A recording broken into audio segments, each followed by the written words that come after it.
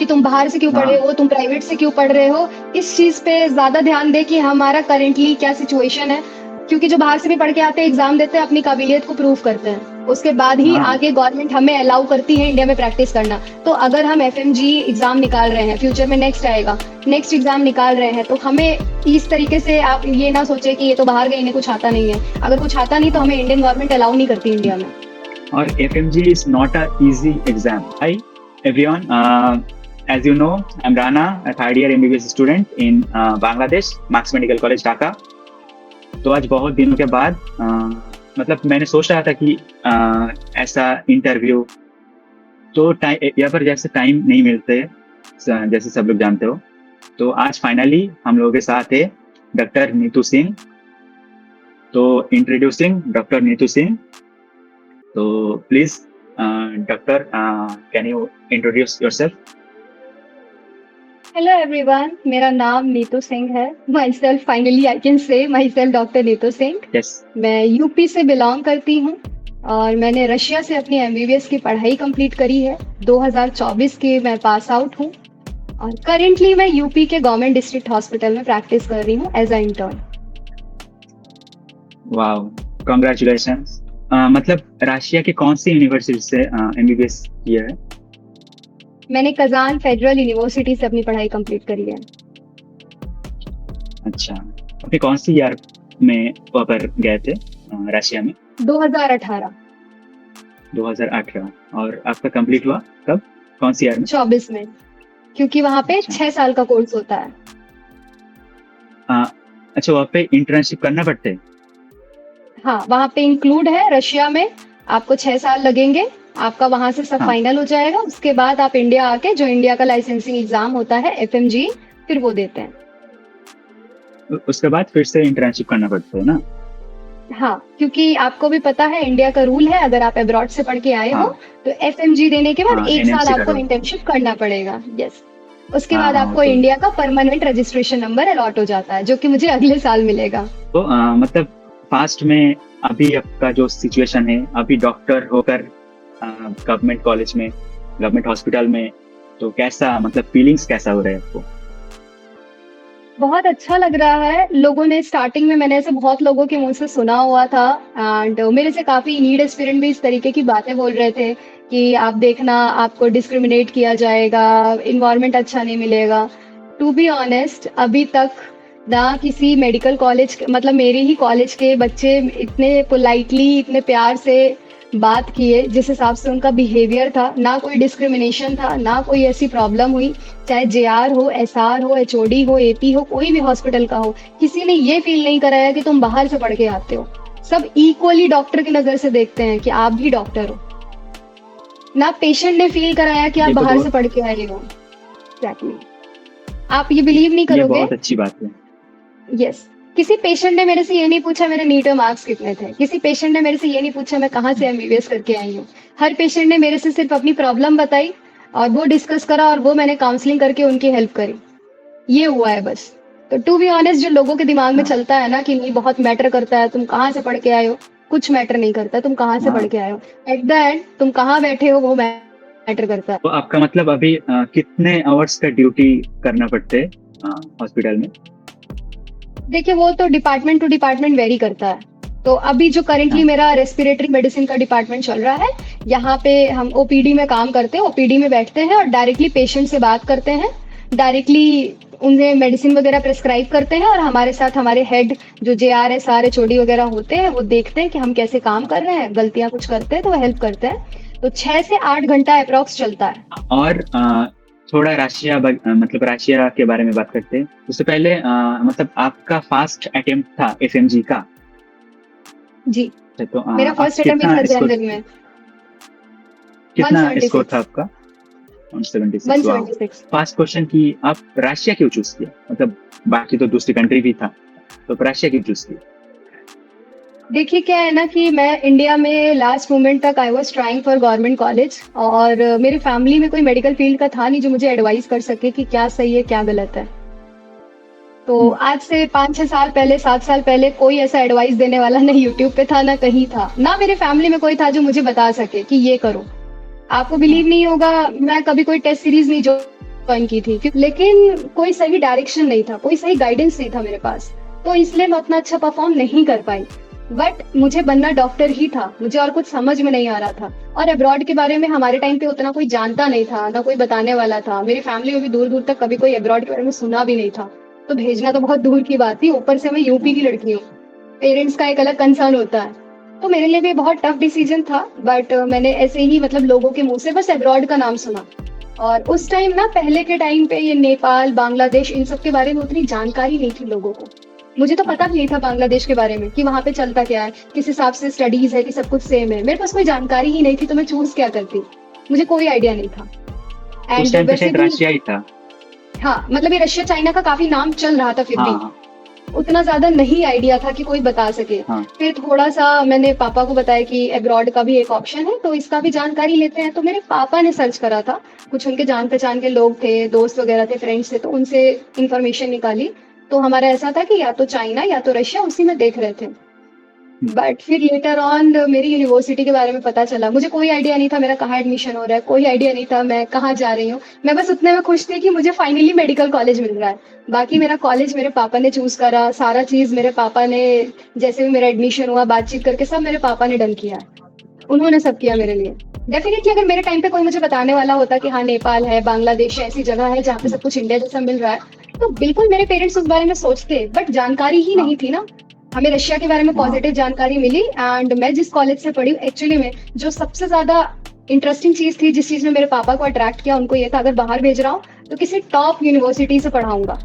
And मैं हाँ जिस of कॉलेज से course। पढ़ती हूँ, उस कॉलेज का वर्ल्ड रैंक 400 में आता है। पर स्टडी वगैरह मतलब कैसे कैसे चलते एग्जाम्स वगैरह स्टडी वगैरह रशिया भी में? वहाँ पे सही है। वहाँ पे वीकली बेसिस पे टेस्ट वगैरह होते थे। एंड वीकली भी होता था, मंथली भी होता था, और सेमेस्टर एंड पे होता था। तो वहाँ टेस्ट को हम लोग कंट्रोल बोलते थे, सेमेस्टर हाँ। एग्जाम को रशियन वर्ड में जचोत बोलते हैं, और फिर फाइनल एग्जाम्स होते थे। तो ये वहाँ पे ऐसा चलता था। अच्छा, वहाँ पे रशियन रशियन लैंग्वेज सीखना पड़ता है, हाँ, मतलब कोर्स वहाँ होते पे हैं ऐसा? पढ़ाई वहाँ पे पढ़ाई इंग्लिश में ही मिलती थी, लेकिन वो लोग फर्स्ट ईयर से ही हमें रशियन लैंग्वेज सिखाते थे। एक अलग से क्लास लगती थी कॉलेज में ही, ताकि जब हम पेशेंट के पास जाए तो उनसे थोड़ा बहुत बात कर सके, हमें समझ में आए। क्योंकि हम लोकल हाँ लोगों से एक्सपेक्ट नहीं कर सकते कि वो हमारी भाषा में हमसे बात करेंगे, तो उनके लिए हाँ हमें सिखाया जाता था। मतलब ऐसा भी नहीं था कि कंपलसरी है कि सीखना ही पड़ेगा। ये है कि आपको रशियन आ जाएगी तो उतनी अच्छी प्रैक्टिस हो जाएगी, ज्यादा बेटर कम्युनिकेट कर पाओगे। मेरी रशियन उतनी अच्छी हाँ। थी नहीं, बट फिर भी काम हो जाता था, क्योंकि मेरे फ्रेंड्स थे, टीचर्स थी, वो भी टीचर वगैरह जाते थे हमारे साथ कि बच्चे कैसे बात कर रहे हैं पेशेंट से, हमें देखने के लिए कि ये लोग कैसे क्या कर रहे हैं। तो वहाँ कभी अटकते थे या फंसते थे तो टीचर बीच में हेल्प करती थी। तो ऐसा कोई खास प्रॉब्लम आया नहीं। पढ़ाई का प्रेशर वगैरह कैसा था? डेफिनेटली हर दिन स्ट्रेस पढ़ना रहता पड़ता है? है। डेफिनेटली आपको हर दिन पढ़ना पड़ता है। शायद लोगों को ये पता नहीं है, बट बच्चे रशिया में भी फेल होते हैं। लोगों को ये चीज पता नहीं होगा। वहां पे सिर्फ 3 अटेम्प्ट मिलते हैं एग्जाम पास करने के लिए। 3 अटेम्प्ट में नहीं अगर आपने मतलब एग्जाम पास लोगों के अंदर ऐसा है कि रशिया में मतलब पढ़ना नहीं पड़ते, ज्यादा पढ़ना नहीं पड़ते वहाँ पर, ऐसे ही मतलब पास करा देते हैं। तो इसके बारे में क्या बोलना है? मैं ये नहीं बोलूंगी कि ओवरऑल रशिया में पढ़ना पड़ेगा। हर कॉलेज का सिस्टम एक जैसा नहीं होता है, आई एग्री। कुछ ऐसे कॉलेज है जहाँ पे पढ़ाई का इन्वायरमेंट नहीं है, ऐसे ही बच्चे पास हो जाते हैं, घूमते टहलते रहते हैं, बिल्कुल ये बात सच है। लेकिन ऐसे कुछ ही कॉलेज हैं। अदरवाइज हर जगह पे आप देखोगे एक प्रॉपर सिस्टम होता है, जैसे हमारे इंडिया में है, आपके बांग्लादेश में है। डिपार्टमेंट रहते हैं, एचओडी रहता है, टीचर्स रहता है, लेक्चर होते हैं, वाइवा होता है, सारी चीजें होती हैं। एंड अगर जैसा कि मैंने अभी बताया, 3 अटेम्प्ट मिलते हैं। अगर आप तीनों अटेम्प्ट में फेल हो गए, तो उसके बाद आपका पूरा ईयर बैक लगाया जाता है। पूरे साल का रिपीट करोगे आप, वो एक सब्जेक्ट के लिए। ये सिस्टम चलता है वहां पे। लेकिन वही है, अगर आपको कॉलेज स्ट्रिक्ट नहीं है तो कोई फर्क नहीं पड़ता है, जो करना है करो। तो हाँ। ये डेफिनेटली रशिया में मैटर करता है कि आप कौन से कॉलेज जा रहे हो। हर कॉलेज सेम नहीं है। अच्छा, वो तो है। यहाँ पर भी मतलब हर कॉलेज तो सब जगह है, ये रोड से हर कॉलेज तो सेम नहीं होते। और बाकी हाँ, खाना का कैसा है, फूड्स वगैरह वहाँ पे, एक्सपेंसेस वगैरह? देखिए, मंथली एक्सपेंसेस उतना कोई खास नहीं है। जैसे इंडिया की चीजें वैसे वहां पे भी है। वहां पे भी मॉल्स वगैरह है, कुछ ऐसे लोकल शॉप्स है, लोकल मार्केट्स है, जहाँ पे काफी चीप प्राइस में वेजिटेबल, ग्रोसरी सब कुछ अवेलेबल होता है। डिपेंड करता है आप कहाँ से चीजें परचेस कर रहे हो। अब आप बड़े बड़े मॉल से खरीदोगे तो इंडिया में भी तो मॉल में महंगे मिलते हैं। हाँ तो डिपेंड करेगा आप कहाँ से खरीदते हो, उस हिसाब से। बाकी इंडिया के आसपास ही चीजों का प्राइस है। एंड रही बात खाने की, तो खाने का देखिए, कुछ ऐसे रशिया में यूनिवर्सिटी है जहाँ पे इंडियन मेस अवेलेबल है, तो वहाँ के बच्चे नहीं बनाते हैं। कुछ ऐसे कॉलेज है जहाँ पे मेस अवेलेबल नहीं होता, हम सबको किचन अलॉट हो जाता है, हम खुद खाना बना लेते हैं। प्रॉपर सब्जियाँ, चावल, दाल, आटा सब कुछ मिलता है, खुद से बना लेते हैं। और हॉस्टल हॉस्टल कैसा है, मतलब कैसा था हॉस्टल आपका? हॉस्टल तो बहुत अच्छा था। अगर मैं अपने कॉलेज के हॉस्टल की बात करूँ, आप वीडियो देखना मेरे चैनल पे, उसे एशिया का हाँ one of the best hostel कहा जाता है। बहुत खूबसूरत हॉस्टल है, आपको अपार्टमेंट जैसा लगेगा। हर रशिया के कॉलेज के हॉस्टल की बात नहीं कर रही हूँ, अपने कॉलेज के हॉस्टल की बात कर रही हूँ। हाँ हाँ। बहुत अमेजिंग हॉस्टल है। वहां का पता है, रशिया क्योंकि एक डेवलप कंट्री है ना, तो वहां के हम्म, आप गांव में भी जाओगे ना, तो ऐसा फील होगा, वाओ क्या जगह है। रशिया बहुत खूबसूरत जगह है, कभी आप विजिट करना। वहां नेचुरल ब्यूटी हाँ। आपको बहुत मिलेगी। और एक रूम पे मतलब कितना जन रहते हैं फिर? एक रूम डिपेंड पे? करता है, डिपेंड करता है। देखिए, वन सीटर भी होता है, टू भी होता है, थ्री भी होता है, फोर भी होता है, फाइव भी होता है, जो अवेलेबल मिल जाए। सारे ऑप्शंस है। हॉस्टल हॉस्टल का मतलब सेपरेट फीस देना पड़ते हैं हॉस्टल के लिए? हाँ, कॉलेज का ट्यूशन फी अलग होता है, हॉस्टल का अलग होता है, लेकिन रशिया के हॉस्टल उतने महंगे नहीं होते हैं। जो गवर्नमेंट हॉस्टल है ना, जैसे कि मेरा हॉस्टल, जब मैं स्टार्टिंग में गई थी, फर्स्ट ईयर में 2018 में, सिर्फ 6,000 था एक साल का। अच्छा, तो बहुत मतलब कम है तो। उस समय 6,000 था। हाँ, बाद में अभी लास्ट और ईयर जब उसका फीस वगैरह बढ़ा है, तो 12,000 पे हाँ, आ गया, फिर 15 पे आ गया, तो बढ़ा है। अभी भी करेंटली 15,000 है एक साल का। एक साल का उस हिसाब से तो हाँ। सही है, मतलब एक साल का तो यहाँ पे मतलब बांग्लादेश में हॉस्टल मैक्सिमम कॉलेजेस में हॉस्टल इंक्लूडेड होते हैं फीस के अंदर, ट्यूशन अच्छा। फीस के अंदर। तो मतलब जो 30 लाख 35 लाख तो हॉस्टल इंक्लूडेड है। तो और बाकी वहाँ पर पेशेंट, आपका पेशेंट फॉलो और रियल पेशेंट आते थे? बिल्कुल। लोगों के दिमाग में एक मिथ है कि रशिया में क्योंकि बहुत हम्म, ज़्यादा पॉपुलेशन नहीं है, लोग हाँ इंडिया से कंपेयर करते हैं। इंडिया का पॉपुलेशन बिलियंस में है, रशिया में हाँ। मिलियंस में है, तो बिलियन और मिलियन में बहुत डिफरेंस होता है। बहुत बहुत डेफिनेटली। फर्क है। बिल्कुल, इंडिया जैसा आपको 100% सब कुछ सेम नहीं मिलेगा, लेकिन पेशेंट वहाँ पे भी आते हैं। हमारा सेकंड ईयर से ही रियल पेशेंट इंटरेक्शन हुआ था, हमें पहली बार। हम्म, जो सबसे ये फिजिकल एग्जामिनेशन वाली चीज होती है, इंस्पेक्शन करना, हम्म, पेल्पेशन करना, परकशन करना, palpation, हमने पहली बार रियल पेशेंट पे सेकंड ईयर से ही करा था। हमें तभी से मिलने लगा था क्लिनिकल एक्सपोजर।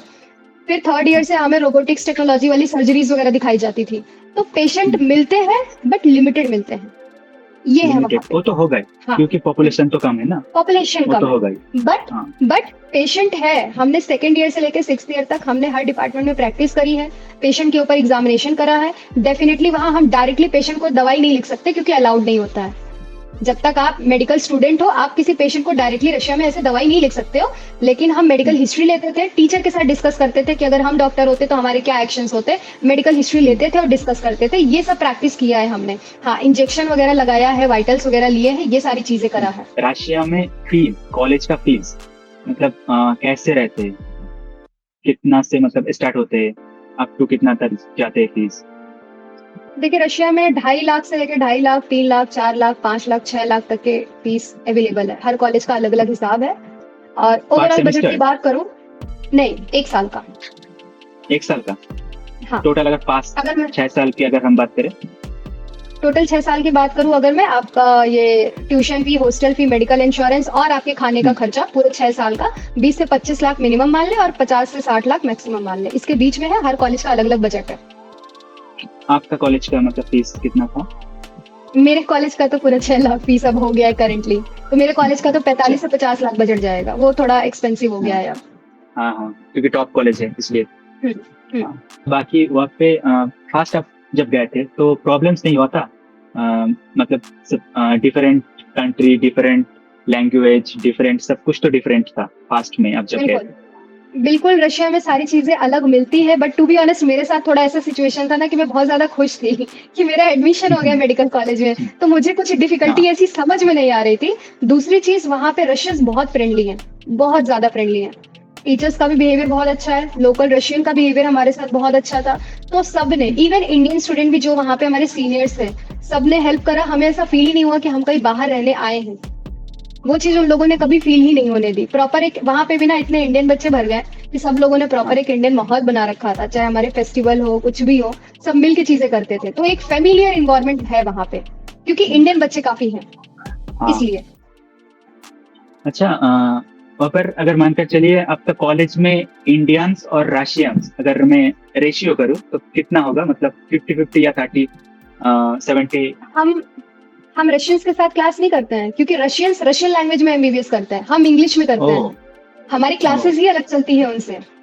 ओह, मतलब एक साथ नहीं होते कोई भी क्लास? नहीं, नहीं, हम सारे इंडियंस होते हैं या दूसरे, मतलब वहाँ पे ना ऐसा कंट्री वाइज़ नहीं चलता है, वहाँ पे लैंग्वेज के हिसाब से चलता है। जो लोग इंग्लिश चूज़ ओह। करेंगे उनकी क्लासेस अलग है, जो रशियन चूज़ करते हैं वो अलग क्लासेस चलती है। तो हमारे साथ दूसरे कंट्री के जैसे इजिप्ट वगैरह के हो गए, ईरान, इराक हाँ के हाँ। हो गए, या कोलंबिया हम्म, वगैरह के बच्चे थे मेरे बैच में, तो जो भी बच्चों ने इंग्लिश चूज़ करा था, वो हमारे बैच हाँ, में थे इंडियंस के अलावा, ऐसा है। ये मुझे भी पता नहीं था। बाकी रैगिंग वगैरह कुछ होते हैं वहाँ पे? नहीं, अलाउड ही नहीं है। अगर कोई पकड़ा गया हाँ तो फ्यूचर में खत्म हो जाएगा। बिल्कुल अलाउड नहीं है। अब्रॉड में ये सबसे अच्छी बात है। हम कोई भी कंट्री उठा लें, अब्रॉड में रैगिंग होता ही नहीं है, जितनी मुझे जानकारी है। रैगिंग, मतलब रैगिंग सब, जो जो भी रैगिंग होते हैं सब कुछ इंडिया में होते चाहे बाकी कंट्री में नहीं होते।